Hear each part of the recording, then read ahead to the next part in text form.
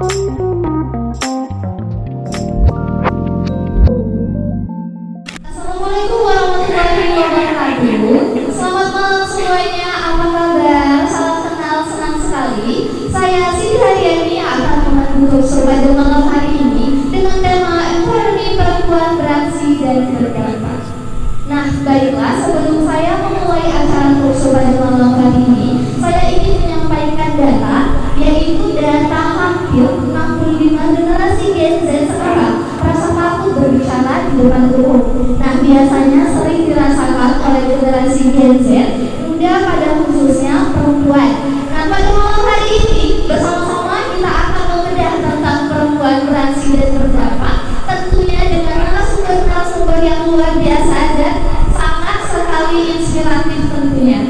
Oke, saya panggil teman saya dari pengusaha muda di Aceh Tamiang, yaitu Siti Balkis. Halo Kak. Halo, baik, alhamdulillah. Oke, nah kakak ini kan pengusaha muda nih ya? Bisa bilang gitu kali ya. Oh iya, oke. Nah, boleh nih Kak ceritain tentang diri kakak sendiri, boleh nggak sih? Oh boleh.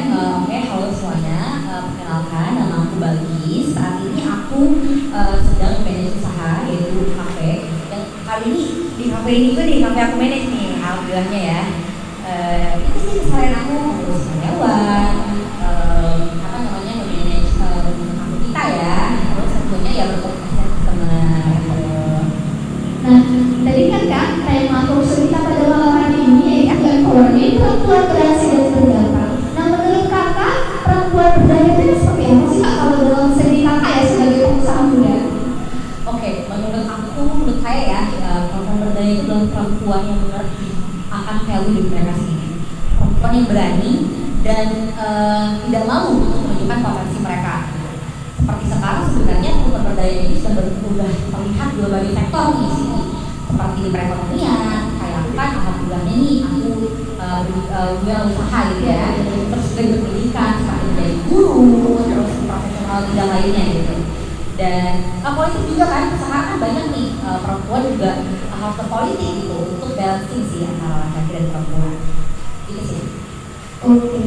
Nah Kak, kalau misalkan untuk inspiratif nih untuk para penonton yang ada di sini, itu coba Kak kasih dong kayak cerita inspirasi kakak, mulai dari kakak dari yang pertama di bawah ya sampai kakak sekarang jadi pengusaha muda. Jadi coba Kak ceritain dong, pengen tahu nih. Oke. Sebenarnya untuk inspirasi sih kalau aku pribadi, aku belum berpikir aku itu udah hebat itu gitu sih ya. Karena memang aku merasa umur aku masih relatif muda untuk dibilang bisa menginspirasi banyak orang. Tapi untuk memulai menjadi pengusaha ini juga alhamdulillah aku dipercaya sama abang aku. Karena kebetulan aku ini kuliahnya dari bisnis gitu. Dan untuk membangun, sebenarnya aku nggak membangun teman-teman, tapi memang aku menjalankan dan melanjutkan usaha di abang aku. Kalau cerita inspiratif mungkin banyak perubahan yang aku alami dari segi sifat aja sih, karena kan untuk memegang suatu usaha ini butuh energi ya, kayak ngatur karyawan gitu loh. Itu yang sangat drain banget kalau menurut aku. Jadi itu sih inspirasinya adalah ya kita jangan nyerah gitu, jangan cepat nyerah, terus belajar dan keep going aja. Oke.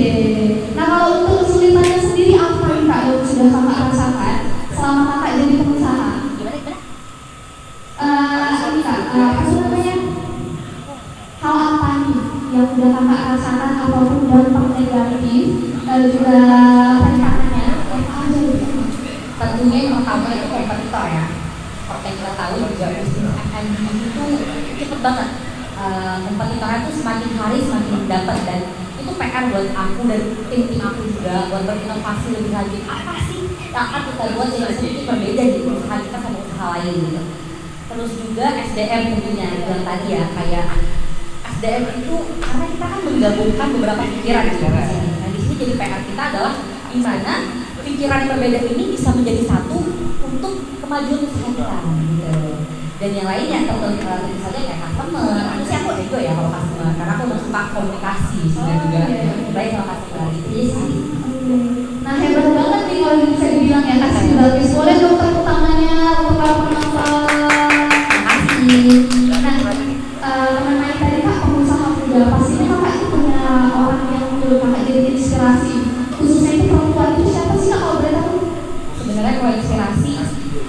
hal ini tak luput dari orang tua aku ya, dari ibu aku sendiri. Karena alhamdulillah juga ibu aku itu seorang pengusaha aslinya.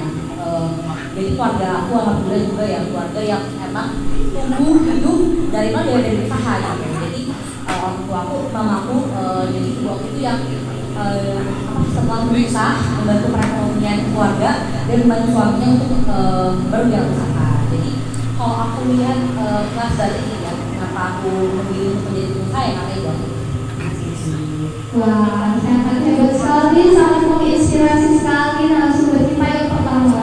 Nah, sebenarnya narasumber kita ini bukan hanya satu ya Kak, masih banyak sekali narasumber, yaitu tepatnya masih ada 3 lagi dari kalangan-kalangan yang berbeda. Kalau misalkan Kak Siti Balkis ini sebagai pengusaha muda. Nah, untuk narasumber selanjutnya itu kita dari komunitas nih, yaitu founder ya. Nah, jadi seperti itu ya Kak. Ya, terima kasih semuanya. Kak boleh ditunggu ya. Oke, tadi kita sudah melihat narasumber kita yang pertama, yaitu pengusaha muda yang pertama itu ada di Kabupaten Aceh Tamiang.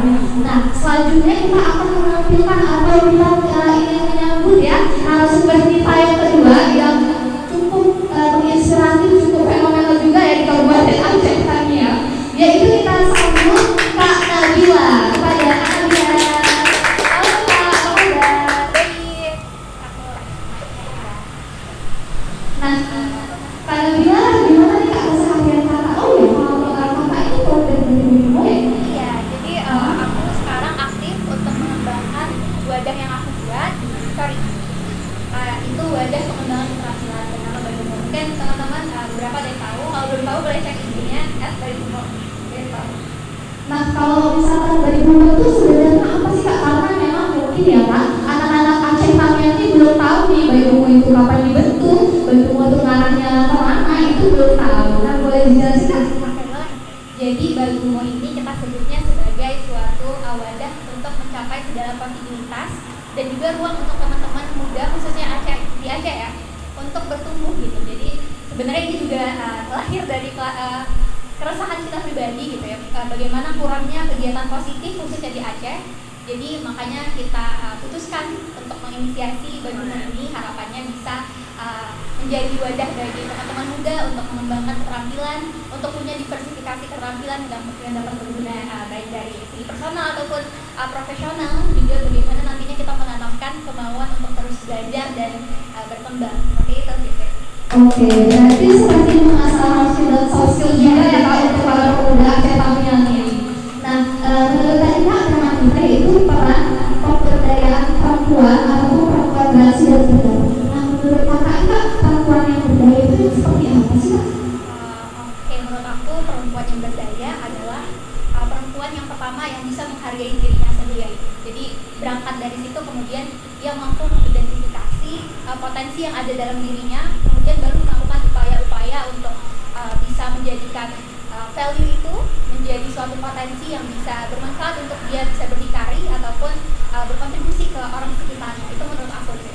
Oke, berarti Kakak kalau Kakak tadi kan pada Bumbu, pastinya ada nih kan Kak, seperti kayak pengaruhnya dari masyarakat itu seperti apa, dampak negatif dan positifnya itu pasti ada sih dalam setiap komunitas gitu. Nah, halangan dari perintangan Kakak membawa ke Bumbu biar jadi sebesar apa, itu pasti ada. Boleh tolong Kak disebutkan apa aja? Mungkin kalau rintangan terbesar yang kita rasain sampai saat ini kurangnya minat sih dari teman-teman muda khususnya untuk berpartisipasi dalam workshop pengembangan keterampilan seperti yang kita adakan ini Badumo.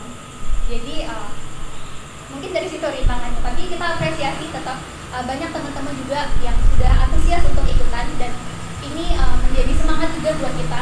Ternyata masih mencerminkan juga anak-anak muda masih banyak yang punya semangat untuk terus bertumbuh dan berkembang. Jadi ya bagaimana kita jadikan rintangan ini sebagai semangat untuk berkolaborasi bareng-bareng untuk bisa meningkatkan value teman-teman muda di sini. Oke, jadi untuk teman-teman semua nih kalau misalkan nggak tahu mau ngapain ya di rumah, boleh nih gabung di Bumbu ya Kak. Untuk kegiatannya itu mungkin atau gimana? Rutin, tapi kita mesti mencari juga gitu ya keterampilan apa yang butuh kita usahakan lagi untuk perkembangan. Jadi sebenarnya udah cuma waktunya tidak terpakai juga udah. Jadi kalau misalkan teman-teman kayak gue nanti bisa aja follow ini dari Bumbu ya Kak. Oke, langsung follow nih harus nih teman-teman. Nah, gimana nih Kak kalau misalnya kakak ini sudah jadi founder dari Bimo, pastinya ada lah orang yang kayak menginspirasi kakak nih untuk membuat organisasi Bimo ini. Ada nggak sih Kak, khususnya itu perempuan sih? Kalau inspirasi aku, menurut aku mama aku sih. Jadi beliau aku rasa aktualisasi dari perempuan berdaya yang paling dekat dengan aku. Jadi bagaimana beliau bisa menentukan pilihan hidupnya untuk menjadi seseorang yang bermanfaat untuk orang lain, sekaligus menjadi ibu bagi anak-anaknya. Dan aku rasa sampai saat ini, beliau juga cukup baik dalam menjalankan keduanya. Jadi banyak hal yang aku belajar dari beliau. Mungkin salah satunya bahwa perempuan gak harus memilih, kita bisa melakukan keduanya dengan baik, bisa melakukan multiperan. Wah, terima kasih untuk Anda bisa mengetahui banget ya narasumber kita yang kelima ini adalah seorang founder dari Bimo gitu. Oke Kak, ya terima kasih. Boleh dulu Kak. Nah, tadi sudah ada Kak Siti Bakis, juga sudah ada Kak Nabila. Itu di narasumber 1 dan narasumber 2-nya. Tapi bukan hanya itu saja narasumber kita masih ada narasumber yang ketiga, yaitu Kak Aulia Safira. Dan Aulia saya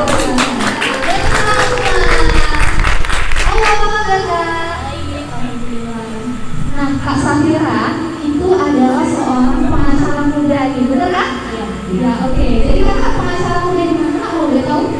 Kalau dulu ya saya masih tinggal di Banda Aceh, jadi saya lebih aktif di sana. Cuma karena sekarang saya sudah tinggal di sini, jadi saya lebih aktif di sini. Oh, berarti sekarang Kak Safira lebih aktif di Aceh Kamiang ya? Dulu di Banda Aceh. Iya benar. Oke, nah Kak boleh dong Kak ceritain sedikit nih tentang diri Kakak sebagai pengacara. Jadi sebagai sekedar untuk tahu saja bahwa sekarang ini saya masih sebagai wakil direktur YLBH Bapra Aceh. Kemudian juga saya sebagai pengurus YLC untuk di Aceh gitu ya. Jadi YLC ini singkatan dari Young Lawyer Community yang diisi oleh semua pengacara muda di seluruh Indonesia. Gitu. Oke, berarti itu isinya hanya pengacara muda saja Kak?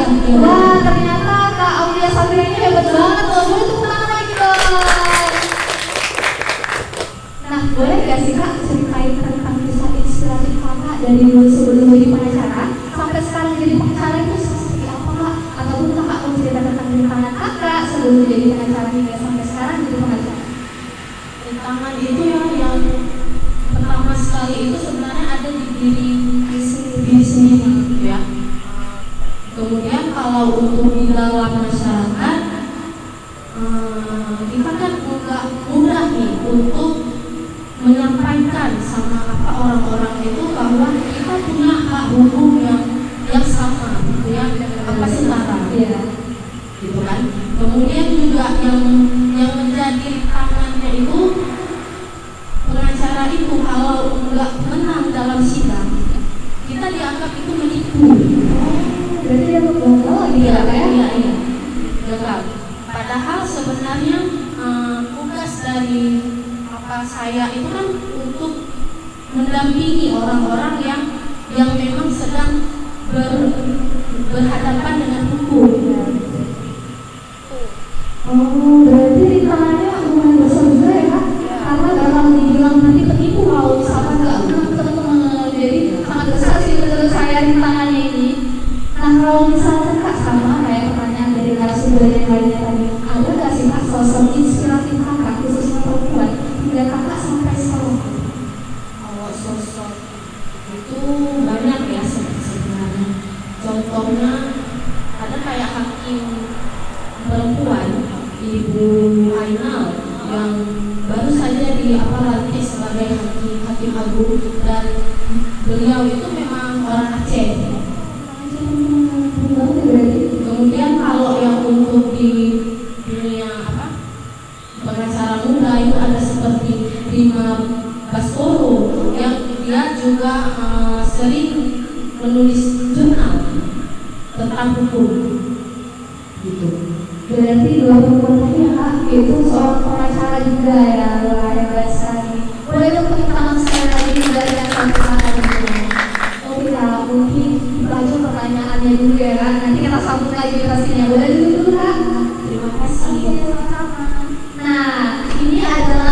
narasumber terakhir kita, sosoknya itu sangat menginspirasi juga dalam kaum milenial sekarang nih, Gen Z ya. Oke, langsung saja kita sambut Kak Salsabila. Halo Kak Bila, apa kabar? Halo Kak. Nah, Kak Bila ini adalah kreator digital, benar kan? Benar Kak. Nah, teman-teman kita sudah pada tahu semua ya bahwasannya di tahun belakangan ini TikTok itu sangat marak, Instagram, WhatsApp juga sangat marak ya, ya benar kan? Benar sekali. Nah, ini sangat ada satu pautnya nih dengan Kak Salsabila. Oke, langsung saja ya kita tanya-tanya nih sama Kak Salsabila kalau misalkan kita apa namanya bingung nih kalau misalkan aku mau jadi kreator digital ini seperti apa gitu. Oke, langsung aja kita tanya. Nah, Kak Salsabila di kreator digital ini kerjanya seperti apa sih Kak? Jadi kreator digital itu aku fokus ke konten kreator ya Kak. Seperti pembuatan konten, editing, scripting, copywriting, seperti itu Kak. Oh, selain itu apa Kak? Apakah Kakak kayak nge-endorse barang-barang gitu nggak sih?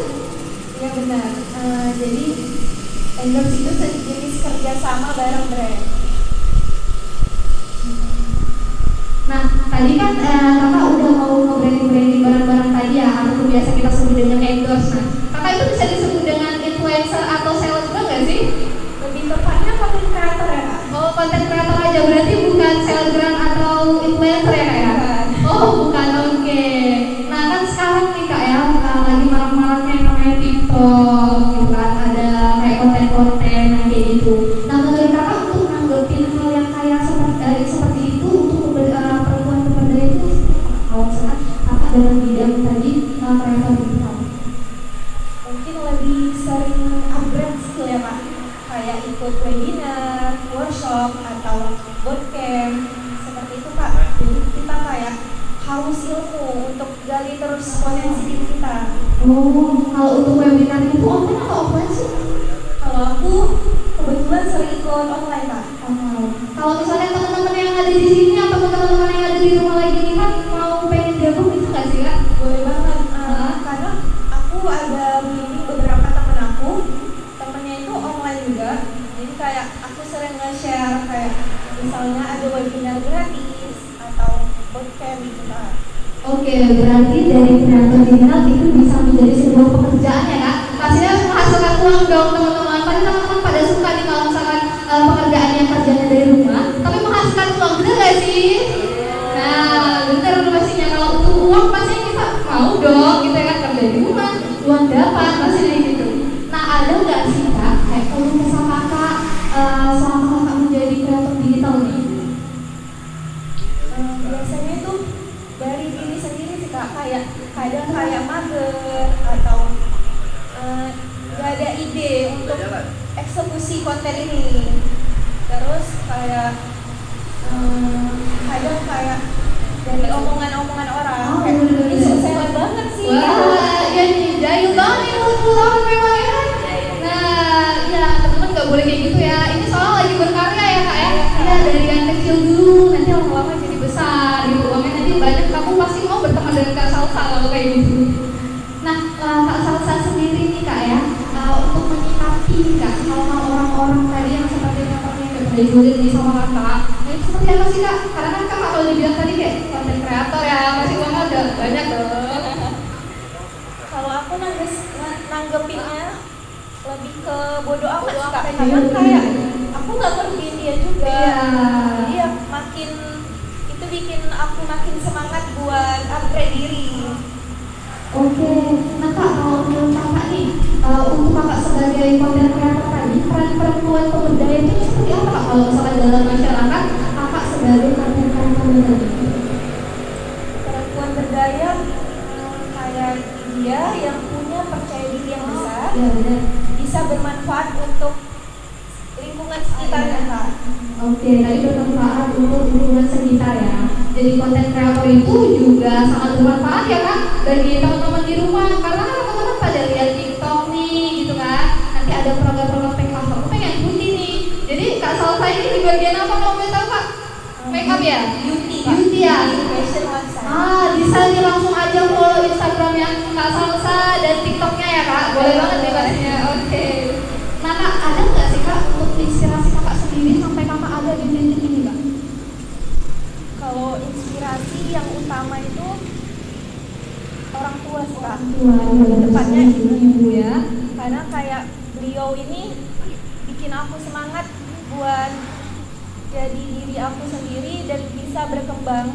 Untuk teman-teman yang mungkin belum ada kesempatan ya buat terjun di dunia digital lah gitu ya. Oke. Nah jadi untuk teman-teman kalau misalkan suka nih ya dalam bikin video konten-konten, boleh langsung aja kabarin Kak Salsa ya. Boleh banget. Dalam agensinya Kak Salsa sendiri ya Kak. Kalau agensi itu dari teman kak. Oh dari teman ya, tapi boleh melalui kakak ya. Boleh. Cari Nanti informasi. bisa sharing-sharing ke aku. Iya benar sekali. Jadi teman-teman boleh aja langsung DM Kak Salsa ya di Instagram ataupun di WhatsApp, boleh Kak? Boleh banget. Oh boleh banget ya. Oke langsung aja nanti bisa WA atau DM Kak Salsa. Oke. Terima kasih Kak. Mungkin itu aja pertanyaan untuk saat ini ya teman-teman ya. Nanti kita sambung lagi dengan 4 narasumber kita yang sangat luar biasa ini. Oke Kak, boleh duduk terlebih dahulu.